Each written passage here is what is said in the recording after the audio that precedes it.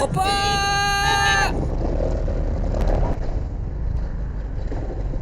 At nagsignal na nga ang traffic enforcer. Kaso hindi nga nakita na may humahabol pa pala para tumawid. Sa kalsada hindi talaga natin maiiwasan mga ganito.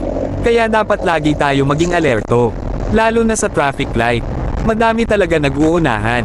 Parang ganito, yung nauna na ako tapos, paiiyakin ka ng sniper at rider.